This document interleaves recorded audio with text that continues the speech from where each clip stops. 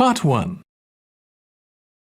You will hear a telephone conversation between the organizer of a short story competition and someone who wishes to take part in the competition. First, you have some time to look at questions 1 to 6.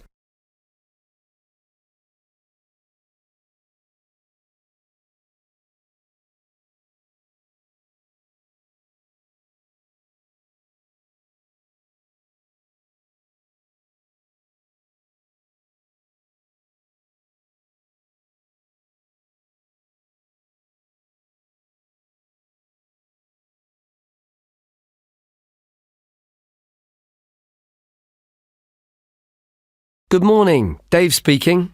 Oh, hi. I'm phoning about a short story competition. I saw an advert in a magazine and I was just calling to get some details. Yes, certainly. I'm the competition organizer, so I should be able to help. What kind of details are you looking for? Well, does it cost anything to enter? Yes, there's an entry fee of £5. Okay, that should be fine. It's a short story competition, so how many words is that? Well, we want to give people a reasonable amount of freedom, but the guidelines are around 3,000 words. Oh, that sounds quite a lot. Well, it's not as much as it used to be. We did have a limit of 5,000 words, but some people thought that was too many. So this year we've reduced it. Right. And does the story need to be about anything in particular? No, you can write about any topic you like. But the main point of the competition is that it has to have a surprise ending. Oh, I see. That sounds interesting. I don't think I've ever written a story like that before. Yes, it's something we've introduced for this year's competition. Right. I'm 18. Is there any age limit? Yes, you need to be 16 or over. So if you're 18, that's fine. Great. So you have the competition once a year, is that right? Yes, we start advertising in January, and the competition takes up a lot of the year. We give people a few months to write their story, and then it takes quite a long time to judge all the entries and to announce the winners. I see. So when is the closing date for the competition? It's already April. I hope I'm not too late. No, you've still got plenty of time. You need to submit your entry by the 1st of August. After then, it will be too late. Although you can always enter next year's competition. Okay, good. So how do I enter? Well, we have a website, and the best way to enter is to complete the entry form online. We also have more details of the competition on the site. Shall I give you the web address? Yes, please. Okay, it's www.comp4ss.com, and that's the number 4, not the word 4. Okay, thanks. I've got that. So I can complete the entry form online, but how do I send the story? Do I print it out and send it to you? Well, you may want to print the story out so you can review it, but don't post it to us. When you've finished your story, you will need to email it to us. The email address is on the website I gave you. Okay, that's fine. Before you hear the rest of the conversation, you will have some time to look at the questions 7 to 10.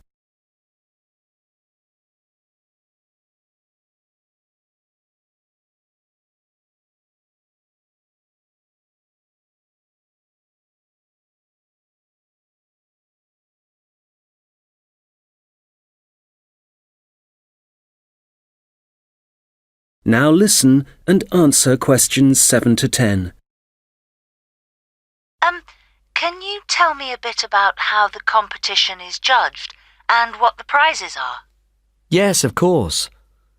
Well, once we have all the entries, I send them to all the judges. Our competition is quite popular, so we are lucky to be able to use famous authors who are very interested in the competition. That's fantastic! It's great to know that someone famous will be reading my story. Yes, that's right. It takes them quite a while to read through the entries, but eventually they decide on the top 5 stories. I see. And what happens then? Well, they will be published online so everyone can read them. They will not be in any order at this point. They will just be the 5 stories that the judges think are the best.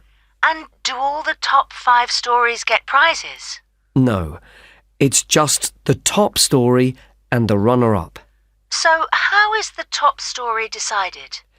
Well, once the top 5 stories are available, it will be the public who will vote for their favourite story. Right, I see. So I need to get all my friends to vote for me then? Yes, that's a good idea. And what is the prize? Well, the runner-up gets a prize of £300. But the winner gets a trip to Spain to attend a workshop for writers. Wow, that's brilliant! I'd better get writing straight away. Yes. Good luck. Thanks. That is the end of part 1. You now have 1 minute to check your answers to part 1.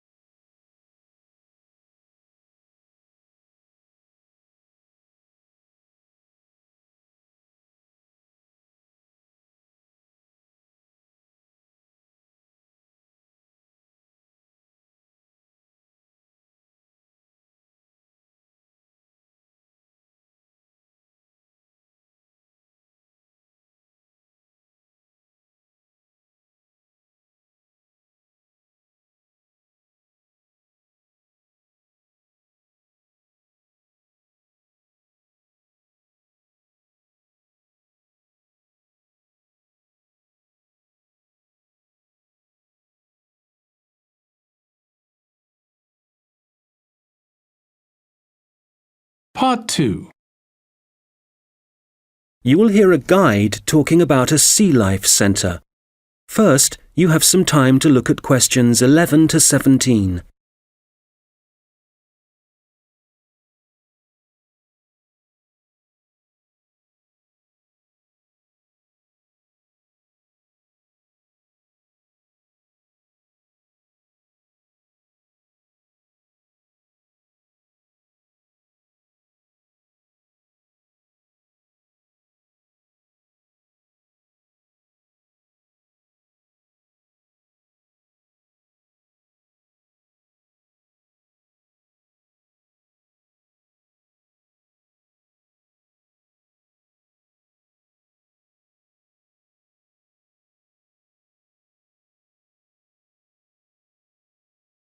OK, so hi everybody and welcome to the Sea Life Centre.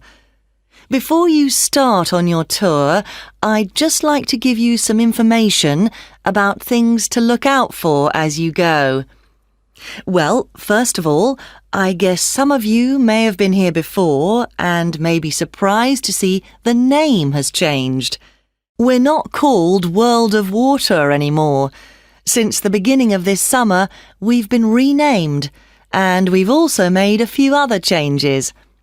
However, the main attractions like the aquarium, the crocodiles, the penguins and so on are still here. But we have a new restaurant and picnic area, and the latest thing that we have, and it was only finished last week, is the splash ride. This is an exciting new area of the centre and is pretty scary, and of course you do get a bit wet, so make sure you're not wearing your best clothes. As I said, the main attractions are still here, and the most popular thing that everyone wants to see is feeding time, especially for the crocodiles and the seals. We used to have the main feeding time in the afternoon at around 3 p.m. But we found that some of the animals got a bit hungry waiting until then, and so we now have it at noon. They seem much happier with the new time, although it's a bit difficult to know what they're thinking. Now, I'd like to mention something new that we've introduced this year that we're very excited about. It's called a VIP ticket. The VIP ticket costs an extra £2 per person, and you will be amazed at what it allows you to do. With this, you'll be allowed to feed the sharks. Now, I know that for some people, this might be quite a frightening thing to do, but it is perfectly safe. For those of you who are a bit unsure, we do have a video you can watch to see what happens. It's a great experience, and your friends will be very impressed. Speaking of friends, I'd just like to remind you that the Sea Life Centre will be more than happy to organise a birthday party for you and your family and friends. If you need more details, you can speak to me afterwards, and there are also forms at the entrance that you can fill in. I'd also like to bring your attention to the good work that the Sea Life Centre is doing in support of animal conservation. I'm sure you're all aware of the worrying situation with a large number of species facing extinction. Here at the Sea Life Centre, we're taking action by asking as many people as possible to sign a petition. Once we have over 5,000 signatures, we are planning to send it to the government in the hope that more people will begin to take it seriously. Right, well, there's obviously a lot going on at the centre and a lot of things to discover. At all the attractions, there is helpful information, so please read as much as you can, and if you want to see what you've remembered, please do the quiz after your visit. There are no prizes, of course, but I'm sure you'll be surprised by how much you've learnt. Before you hear the rest of the conversation, you will have some time to look at the questions 18 to 20.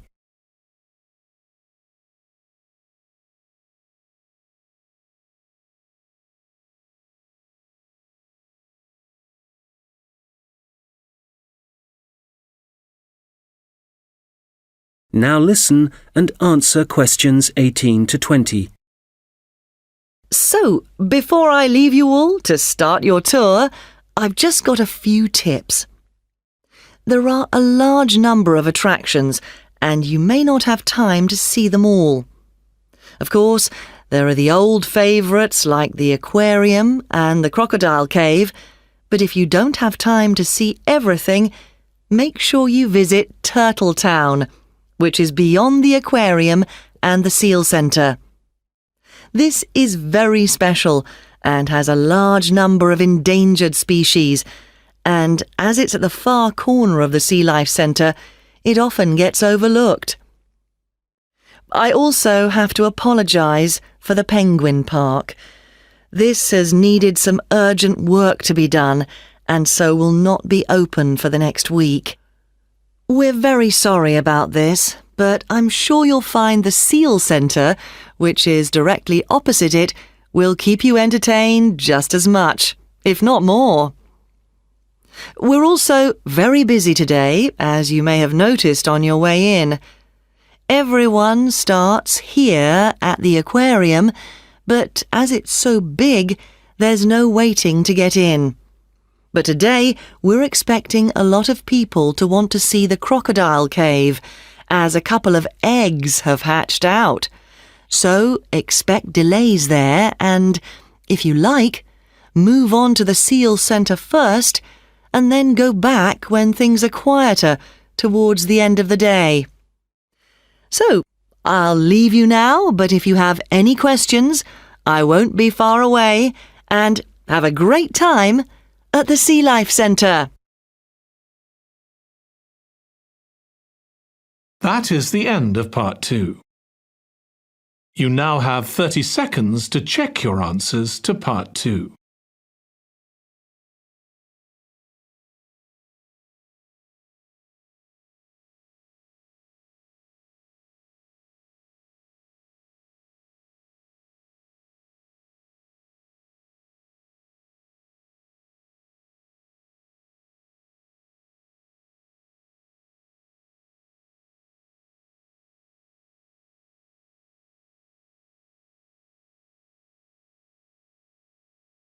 Part 3. You will hear two students talking about their university studies. First, you have some time to look at questions 21 to 26.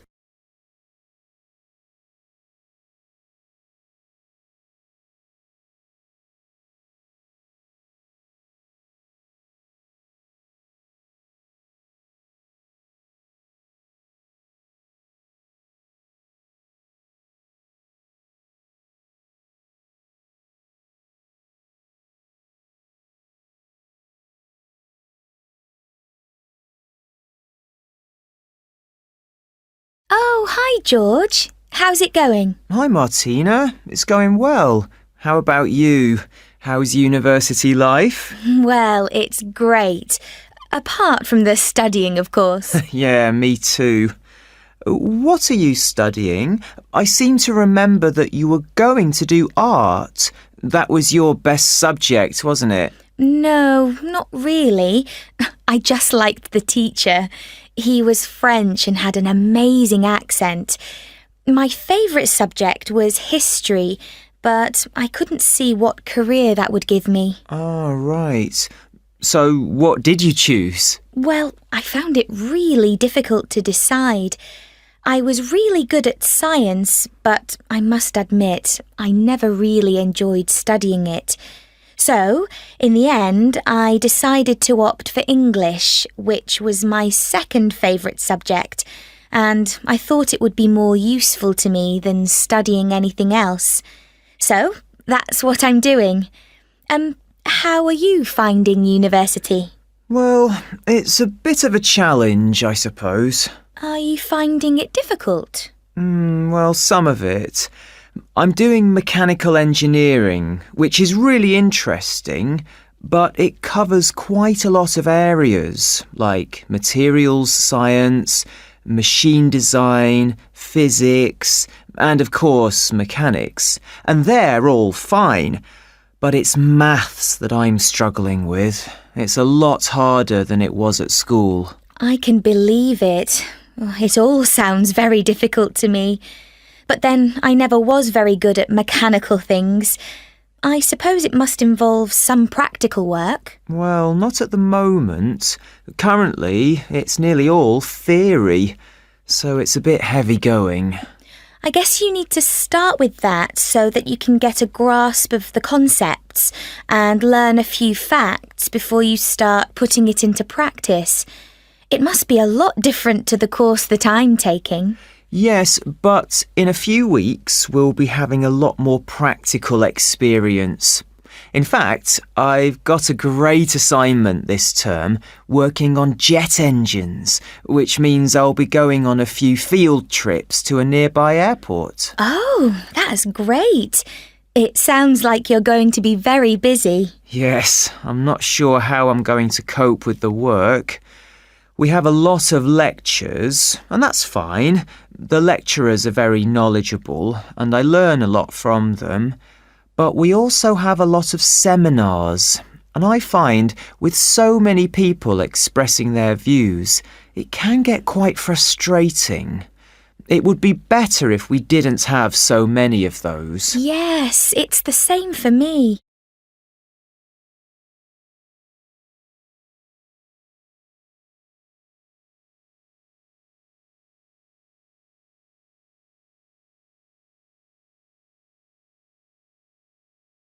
Now listen and answer questions 27 to 30.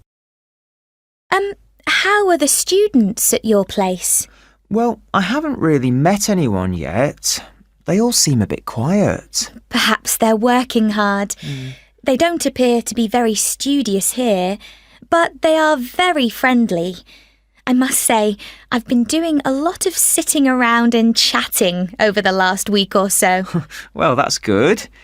The only person I've spoken to really is my tutor.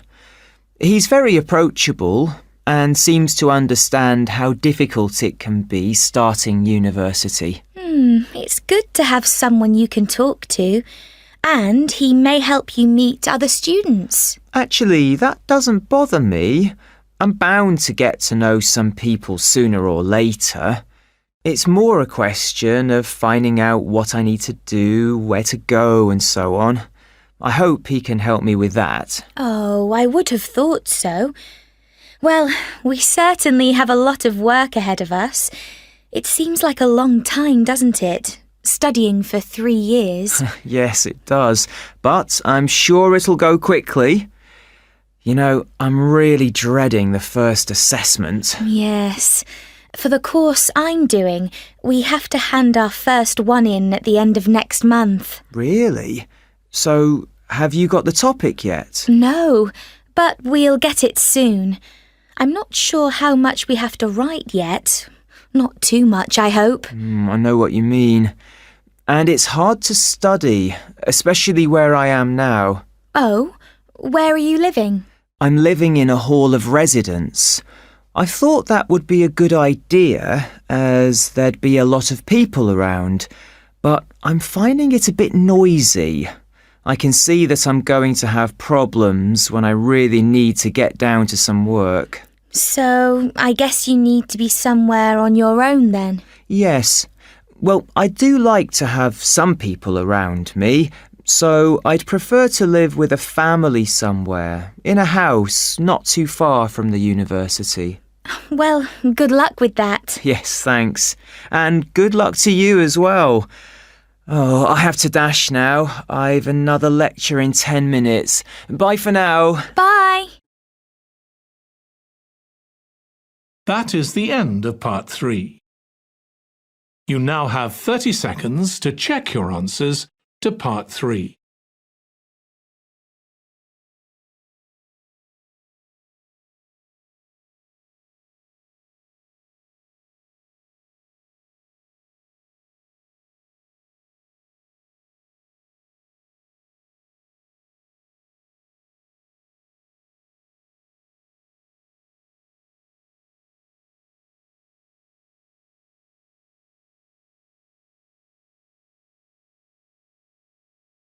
Part 4. You will hear someone talking about creating a presentation. First, you have some time to look at questions 31 to 40.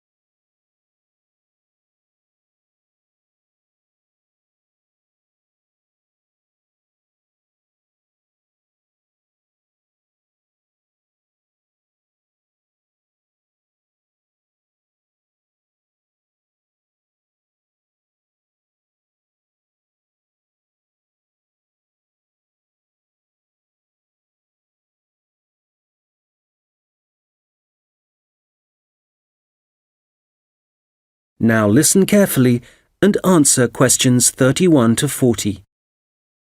Hello, everyone. You've all been given an assignment for your sociology course, which will involve giving a presentation to the rest of the group. And so today, I'm going to be giving you a few tips on how to prepare your presentations. This should help you with your current assignment, but a lot of the principles I'll be putting across will be general principles which will, of course, help you with all your future presentations. So, first of all, the most important thing to consider is your audience, and in this instance, your audience are the other students in your group. There are 3 points to bear in mind.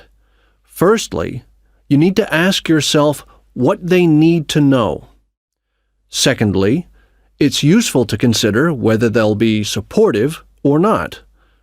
And thirdly, will it be a small group, say 3 or 4, a moderate gathering of 20 or so people, as for your current assignment, or will there be hundreds of people?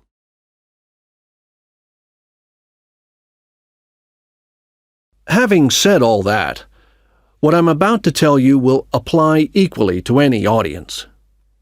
So, How do you structure your presentation? Right at the beginning, you should tell them something that forces them to pay attention. This could be something surprising or even shocking, but it needs to be relevant. After that, you need a list of items or topics showing them what you'll be covering, rather like an agenda. And then the main part of the presentation will follow. This main part will be the detailed information you'll be presenting and could include facts, statistics, personal experiences, etc. After this, you should summarize what you've presented and close with what I call next steps. For this assignment, you could simply point the group to other sociology reference material. In other cases, you may want to suggest some actions that people can take. Now, what about the design of the slides for your laptop? Well, the important thing here is to be consistent. You need to have the same type of font and use the same color and size for the same elements. For example, all headers need to look the same. All bullet points need to be presented in the same way. And don't just stick to words. Bring the presentation to life by adding graphics. These could be in several forms, such as pictures, flowcharts, diagrams, histograms, and so on. And so let's move on now to presenting. You have your presentation prepared, and you're ready to start. Well, it's important to give a good impression from the start. So take 3 deep breaths, look at the audience, no matter how frightening they may be, and be enthusiastic and energetic. As you go through the presentation, remember to provide some variety in the way you speak. So, for example, you can talk fairly rapidly for information that may be familiar, but then slow down for more unfamiliar sections. And change your tone as you speak.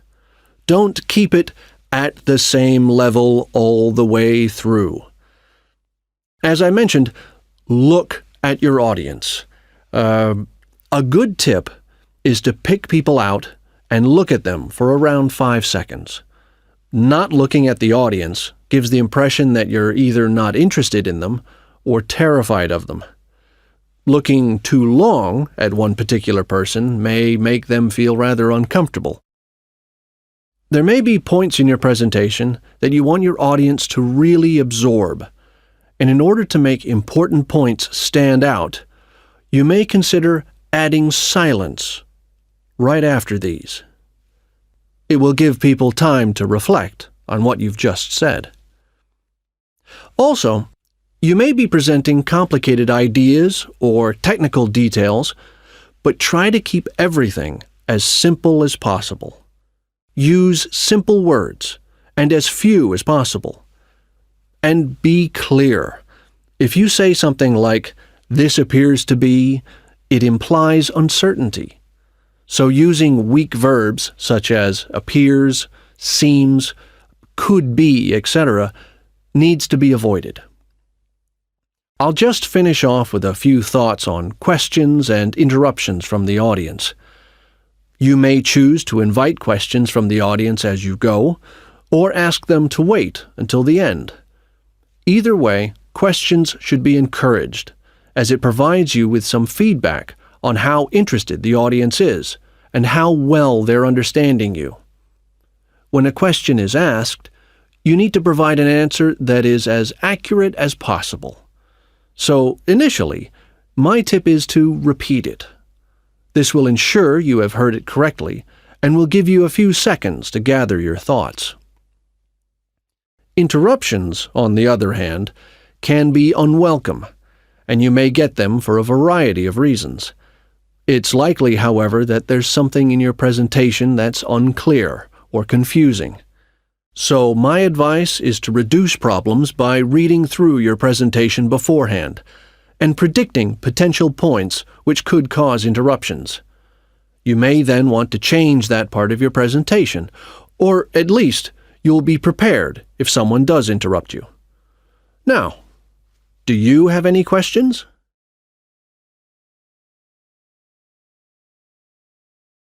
That is the end of Part 4. You now have 1 minute to check your answers to Part 4.